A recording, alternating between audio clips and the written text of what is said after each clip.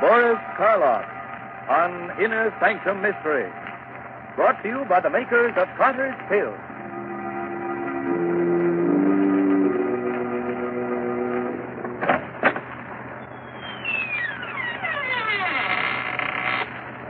Good evening, friends.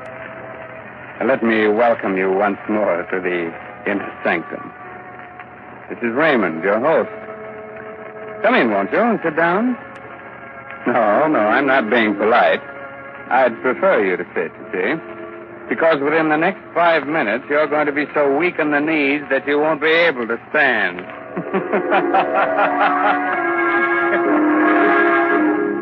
Inner Sanctum Mysteries again has the pleasure of bringing you the famous star of radio, screen, and stage, now featured in the current Broadway success, Arsenic and Old Lace, Boris Karloff. This evening, Mr. Karloff appears in Robert Newman's dramatization of Edgar Allan Poe's famous story, The Telltale Heart. Presented for your entertainment by the makers of Carter's Little Liver Pill, the best friend to your sunny disposition.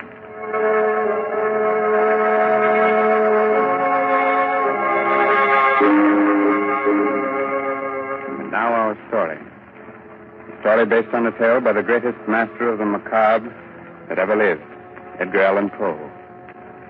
The story of a man who could hear not only every sound on earth, but even things that don't exist. So, turn down the lights, call in a friend or neighbor to keep you company, and listen to Boris Karloff as Simon in The Telltale Heart.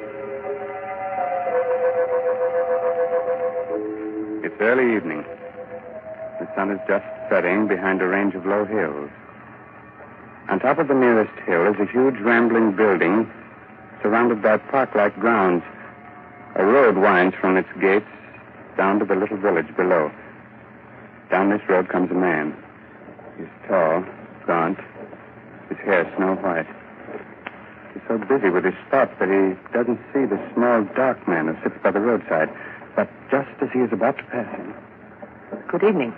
Huh? Oh, why, good evening. Nice evening, isn't it? Nice? Why, it's the most wonderful, perfect evening I'll ever know this side of heaven. You don't say. And you can't know what it's like to feel as if you've just risen from the dead. As if your tomb was opened. And you were told that you could return to the world that you knew and loved. Can't I? You can't. You see, my name is Simon. I was a musician. 2 years ago, I went stone deaf. Suddenly. Completely. Do you know what deafness means to a musician? It's like dying. Or worse. Like dying and knowing that you're dead. Oh, I went to doctors, but they could do nothing for me. But finally, one of them sent me to see the doctor who has the place up on the hill here. Dr. Adair? Yes, Dr. Adair. He kept me with him for 6 months, and now I'm going home again. He cured you? You can hear? Hear? Listen. Listen hard, and tell me what you can hear right now. Nothing very much. The wind?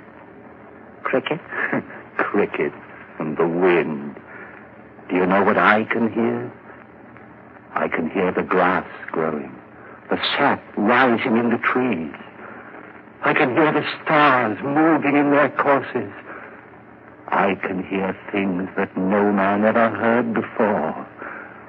Now, do you know why I said that this was the most wonderful evening that ever was? Yes, Simon. But I knew why before. You see, I just left the place up on the hill myself. You left there? You mean... When I was taken there, I was blind. Oh, your eyes, yes. I hadn't noticed before, but they are strange. Shall we walk on together? Simon? Just where did you plan to go? Well, I've been thinking about that for weeks now. All the weeks when I couldn't leave my room. I must get used to being able to hear again, gradually. From my window, I could see an old mill, just this side of the village. Yes, it's deep in the woods, deserted. There's moss on the water wheel. And the door hangs open by one hinge. You mean that you can see it from here? My eyes have become as good as your hearing. You thought of going there, living there? For a while, until I was ready to return to the world. Oliver, why don't you come with me? Then when we are both ready, we can go back together to the world. Yeah. I could do that. Think of what it's going to mean, how much we're going to be able to help people. You with your sight and I with my hearing. Help them? Yes. Yes, of course. All right, Simon. We'll go to your old mill.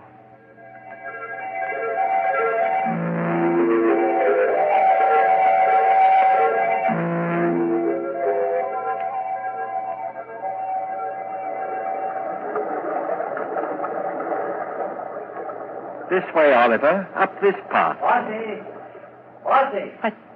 Someone's coming. The farmer, he seems to be looking for something. Good evening. I'm looking for my cow. Have you seen her? Well, what kind of a cow is she? A brown and a white one with a crooked horn. Wait. I hear her. She's grazing in a field on the other side of the woods. Hear her? That's almost a mile from here. I have good ears. Good. You must have ears like a fox. But that field, that's the squire's. How did she get there? You think someone took her? Who would? Well, it's the squire's land, but he's the richest man around here. Why should he have taken my cow? Wait a minute. Let me see. Yes. Yes, I do see someone with your cow. He's just leaving her. You can see that? Right through the woods? I have good eyes. Who is it? What's he like? Is he tall, wearing a brown jacket? Yes. I knew it. It's the squire. He's trying to steal my cow. I'd better go get her. Thank you very much. Perhaps I'll see you both again. Perhaps. We'll both be staying around here for a while there in the old mill. Why did you tell him that, Oliver? Did you really see the squire taking his cow? I saw what he wanted me to see. What do you mean? He hates the squire because the squire's rich and he's poor. But what? Never mind, Simon. Shall we go on to the mill? Here we are, and it's just the way I knew it would be. Quiet, peaceful, no noises, just sound. And even those are dulled by the waterfall. Yes, it's just the way I knew it would be, too. Dark, dank. The home of the rats and spiders. We'll be happy living here with them. Happy with rats and spiders? Why? Because they're like me. Rats see in the dark, and spiders spin webs. I don't understand you, Oliver. Must you always see the worst, the most evil side of everything? Always. But why? Don't you love people? Don't you think that this is a good world? A good world when I was blind for more than 2 years. But whose fault was that? What difference does that make? I was blind. And did anyone care that I was? No. Love people. I hate them. But, Oliver, that's wrong. You've no right to hate anyone or anything. What's that? What? The sound like wings, like... Yes, there it is, there. A swallow. Why, it's frightened, trying to get out. Why, it's beating itself against the wall and... Oh, poor thing, it's hurt itself.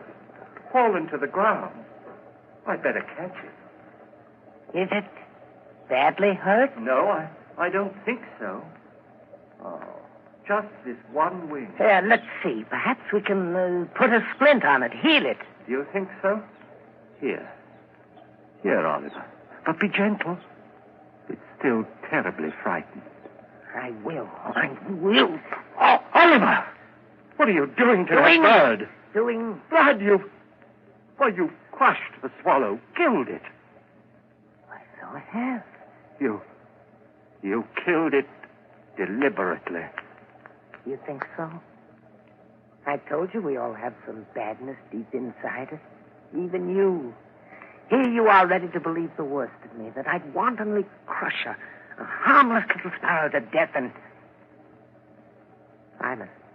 What is it? I don't know, but there's something in your face. something that wasn't there before. I don't know what you're talking about. I'm going up to bed. Simon! Simon, wait! It wasn't he that was blind. It was I. Oh, he is bad, evil, clean through. He's like one of the spiders he loved so much, lurking here and spinning cunning webs to catch innocent people in. And what he saw in my face just now, there was something there. Something that wasn't there before. Death. Why did this have to happen to me?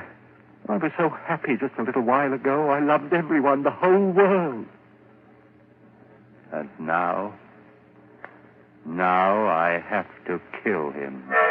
And here I am, friend, Raymond, your host in the Inner Sanctum, who also loves everyone.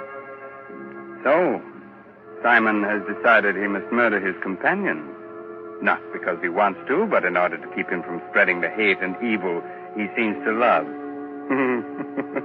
That's a charming idea. But if Oliver's eyes are as good as he says they are, good enough to see death in Simon's face, how will he be able to do it, Quite a problem, isn't it? Well, Raymond, everyone has problems. It's the answer that counts. It certainly does, Mr. Hurley, in a mystery drama. Yes, and in a domestic drama, too. If you don't believe it, listen to what Agnes Vale says to her husband at the dinner table. Oh, Bob, you haven't said a word about the cake, and I baked it especially for your birthday. After 30, no one wants to be reminded of birthdays. Oh, that's silly. Besides, a person's only as old as they feel. Well, if that was the case, I'd be about 60. You mean 90. No one could save up the grouch you've got in only 60 years. If you felt as irritable, low, and out of sorts as I have lately, you'd be grouchy, too. Of course I would. Anybody would. So the thing to do is not to feel that way. What can anyone do about it? Very simple, my dear. Try Carter's little liver pills. Right, and when you don't feel good, try Carter's little liver pills. They do the work of calomel but have no calomel in them, for they are simple pills made of vegetable drugs. They wake up the flow of one of our most vital digestive juices. When this vital juice flows at the rate of 2 pints a day, it helps to digest our food and bring back the glorious feeling that goes with regularity. Then most folks feel like happy days are here again. But be sure you get the genuine Carter's little liver pill.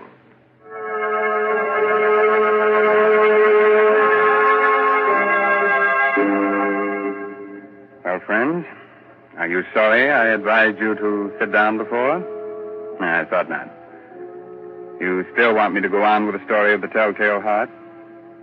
Very well. It's a little later that same evening, and Simon is sitting in the upper story of the old deserted mill, waiting, listening. Sleep, Oliver, sleep. Aren't you ever going to sleep? Oh, I know you're lying down. I heard you getting undressed. I even heard the thread snap when you pulled that button off your shirt. But you're not asleep yet. I can tell by your breathing, the way your heart's beating. And that's what I must wait for. The time when you're really asleep.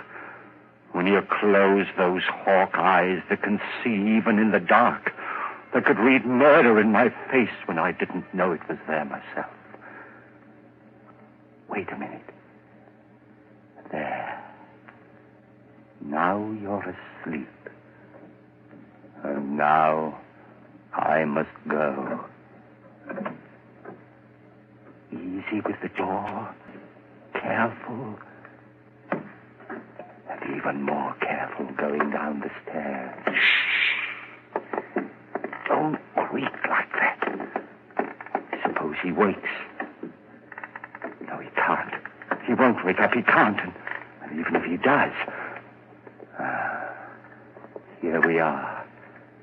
The door to his room. How shall I do it? Those sacks he's using as a pillow. If I pulled them out and held them over his face and smothered him, that's it, yes. And then I wouldn't have to touch him. I wouldn't. Who's there? Who's there? There is someone there. I can see you. It's Simon. Yes, it's Simon. What do you want? What are you doing here? I know you've come to kill me. Yes, Oliver. I've come to kill you. Philip, You can't do that. You can't. Yes, Oliver, I can. And I have to. Oh, please don't struggle like that. I'm stronger than you are. You can't get away from me. You can't. You can't.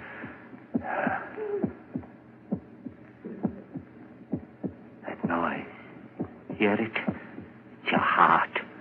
Beating, pounding, driving the blood through your veins. It's beating more slowly now. Slower and fainter. Running down like a tired clock. And I'm not going to let you go until it's stopped. So don't struggle. Don't struggle, please.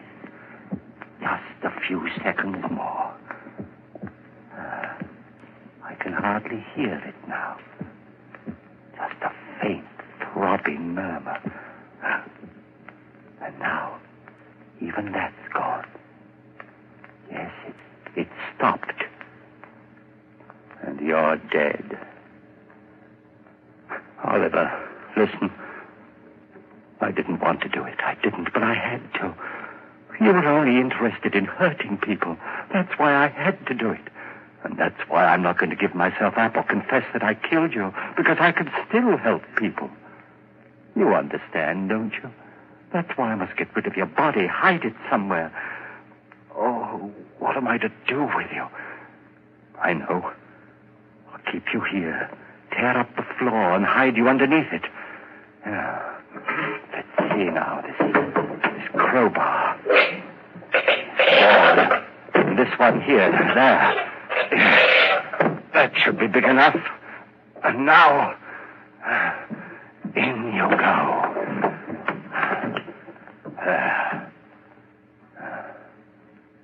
Goodbye, Oliver. Goodbye. Just put these boards back. Nail them down again with the same rusty nails. And it's done. Now I'll spread this dust over the cracks. No one will be able to tell what I've done. No, not even with your eyes. If you could still use them. What's that? A light. A lantern outside. Someone at the door. Maybe Christie's come back again. Yes? Who is it? It's Trent, the constable. The constable? What do you want? Oh, nothing much.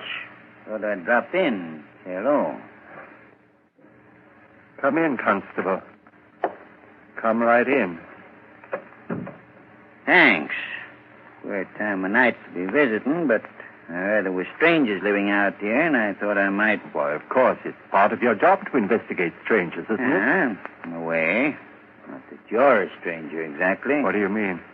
Well, you've been around here for some time, haven't you? Up at Dr. Adair's place in the hill, I mean? Oh, yes, of course. I just left there this afternoon. Uh-huh. And your friend, where's he? Sleeping? Friend? Why, there's no one here with me. I'm all alone. But the doctor said... You mind if I look around? No, of course not. Not that I doubt your word or anything like that. Oh, no, don't apologize, Constable. Go right ahead. Well, Constable? There's certainly no sign of anyone else. Well, I told you so. Yes, you did. Now, I'll just sit down here for a minute. I'll get my pipe going. No, not there. Don't sit there. Why not? Because, well, it was just that the floor looked a little rotten right there, and I was afraid that... Oh, I guess it's all right. Sure. Strong enough to hold me, anyway. Don't stop me if I hurt you. Good heavens. What's that? What's what? That throbbing. That noise. Beating away like... I don't hear any noise. But you must, you... Those ears of mine. Sometimes they're too good. It's just your watch ticking. Watch? I haven't got a watch on me. You haven't? But then what? Oh, look, Constable, I could use a bit of exercise. Suppose I walk you back to the village. Well, it's mighty nice of you. I'm glad to have your company. hurry, is there? Just let's sit there for a while. I don't want to sit. Constable, will you come now? Now, this minute. If you don't, I don't know what I'll do. Hey, you have gotten yourself into a state. Is anything the matter? No, of course not. It's just that I get nervous, restless, and you won't mind if I walk up and down right here, will you? If it'll make you feel any better, go ahead. Thank you. This floor, it is noisy, isn't it? It isn't noisy enough. Constable, this lever here, I've been wondering about it. What's it for, do you know? Why, yes. I think it opens the sluice, starts the middle wheel turning. It does? Then let's try it. See if it still works. There. Yeah, still works all right. It's quite a racket, too. You're not loud enough still. Constable, for heaven's sake, will you come now? Leave here with me. If you don't, I'll go back. Hey, look, there's no need to get so excited. I'm not excited. I'm perfectly calm and quiet. Will you come now, right away? But I told you. I know what you're doing. Sitting there, pretending you haven't heard, making me stay here and listen to it, beating louder and louder and louder. All right, I confess. I killed him. I killed him. His body is right underneath you, under the floor. I killed him, and that noise you hear is his heart. The beating of his telltale heart.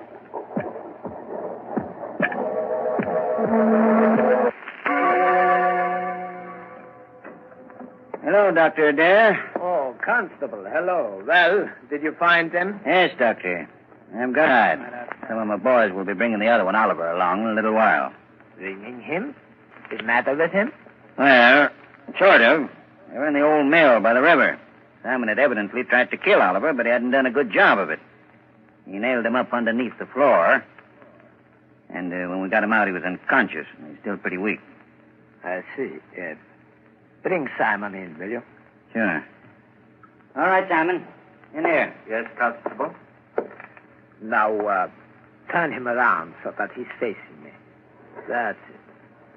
Well, hello, Simon. Hello, Doctor. Simon, why did you run away from here this afternoon? Run away? I didn't run away. I left.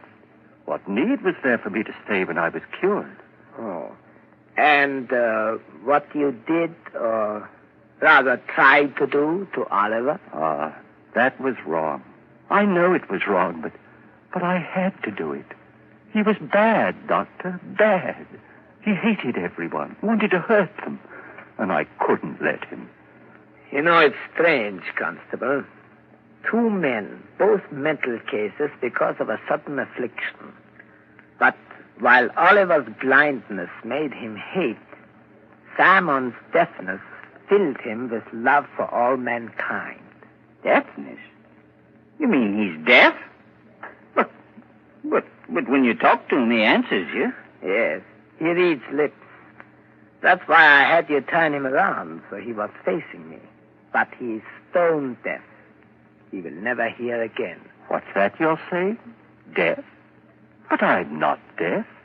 Why, there's no one can hear better than I. No one. I heard everything when I left here.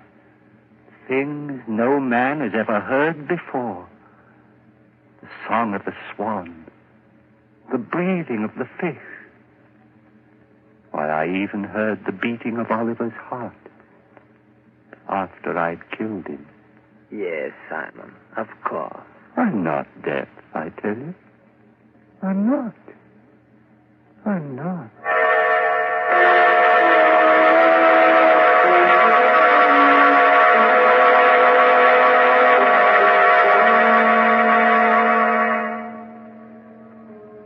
So, Simon did hear all the things he said he did. Even the beating of the telltale heart.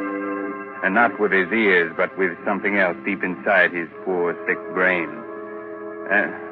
Speaking of telltale heart, I saw it's not a heart at all. It's just Mr. Herlihy's knees knocking together. And if you think you're kidding, Raymond, you're crazy. Oh, I'm not kidding, Ed. In Mr. Karloff's audiences, that's the equivalent of applause. since everyone's generally much too scared to show the usual approval with their hands. So we won't take any chances. We'll just use words and say, thanks, Boris Karloff, for your splendid performance of tonight's dramatization of Poe's The Telltale Heart. It was a pleasure, Raymond, to be able to bring our friends one of the world's most famous stories. And I'm very grateful to Everett Sloane as Oliver and Santos Ortiaga, who played Christie, for the help they gave me. So now I suggest that you listen to Ed Hurley, who has some helpful advice for which you may be very grateful. This is Raymond again, your host, getting ready to close that door to the inner sanctum and say goodnight until the same time next week. In the meantime, if you care to do a little bloodthirsty reading, try this month's Inner Sanctum novel, I'll Eat You Last, by H.C. Brandon. In case you've already read that, why not try some of the other stories by the author of tonight's mystery drama, Edgar Allan Poe? According to all critics, this writer has quite a future. Oh, good night. Pleasant dreams, huh? Inner Sanctum Mysteries will be on the air again next Sunday night, same station, same time, with another chiller for thriller fans. So be with us then.